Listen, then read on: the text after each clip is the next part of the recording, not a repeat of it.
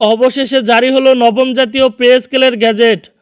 1:4 অনুপাতে কার্যকর হচ্ছে নতুন বেতন কাঠামো। প্রধান উপদেষ্টা।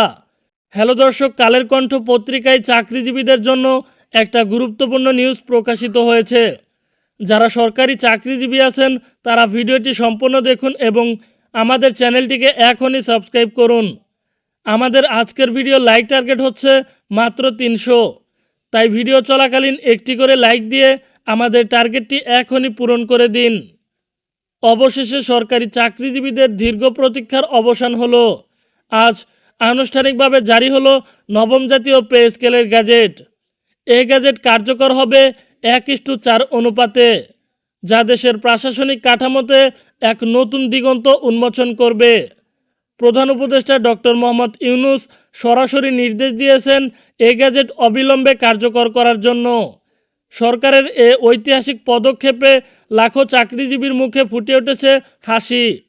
নতুন বেতন কাঠামোতে নিম্ন থেকে উচ্চ পর্যায়ের কর্মকর্তা কর্মচারীদের মধ্যে বৈষম্য কমে আসবে, কারণ এবার বেতন স্কেল সাজানো হয়েছে 12টি গ্রেডে, যেখানে সর্বনিম্ন স্তর থেকে সর্বোচ্চ স্তর পর্যন্ত সমন্বিতভাবে নতুন হার নির্ধারণ করা হয়েছে।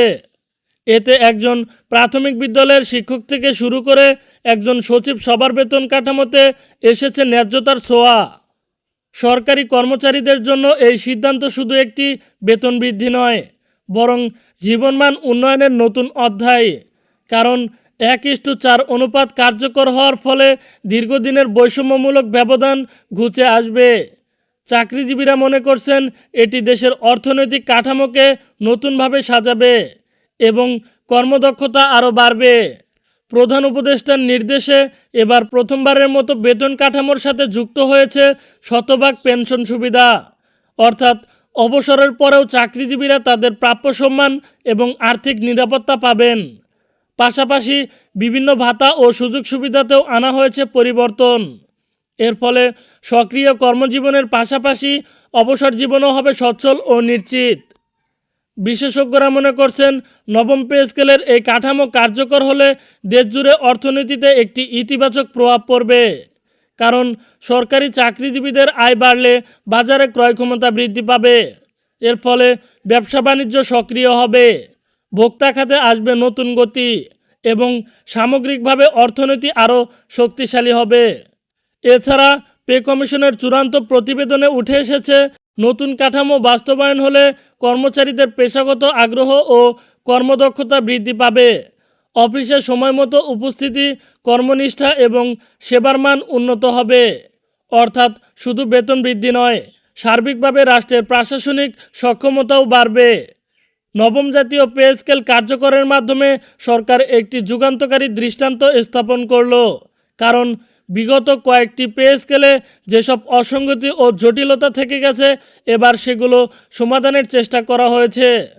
বেতন কাঠামোতে আধুনিক, বাস্তবসম্মত ও দীর্ঘমেয়াদী করে গড়ে তোলা হয়েছে। আজকের এই ঘোষণায় সরকারি চাকরিজীবীদের মাঝে আনন্দের জোয়ার বইছে। অফিস, আদালত, শিক্ষা প্রতিষ্ঠান থেকে শুরু করে প্রশাসনিক ভবনের করিডোর জুড়ে আলোচনার কেন্দ্রবিন্দুতে রয়েছে নবম পে স্কেলের সুখবর। অনেকেই বলছেন এটি শুধু একটি গ্যাজেট নয়, বরং সরকারি চাকরিজীবীদের জন্য একটি ঐতিহাসিক অর্জন। সবশেষে বলা যায়, আজকের দিনটি বাংলাদেশের চাকরিজীবীদের জীবনে এক স্মরণীয় মাইলফলক হয়ে থাকবে, কারণ নবম জাতীয় পে স্কেল শুধু একটি বেতন বাড়ানো নয়, বরং ন্যায্যতা প্রতিষ্ঠা, সামাজিক নিরাপত্তা এবং কর্মমর্যাদাকে আরও দৃঢ় করার এক অনন্য পদক্ষেপ। এই গ্যাজেট কার্যকর হওয়ার সাথে সাথেই বদলে যাবে লাখো মানুষের জীবনধারা এবং দেশের অর্থনীতিও পাবে নতুন প্রাণশক্তি। তো দর্শক বন্ধুরা, ভিডিওর এ পর্যন্ত এসে যারা এখনও চ্যানেলটি সাবস্ক্রাইব করেননি তারা দয়া করে চ্যানেলটি এখনই সাবস্ক্রাইব করুন এবং আমাদের পাশেই থাকুন। ভালো থাকুন, সুস্থ থাকুন।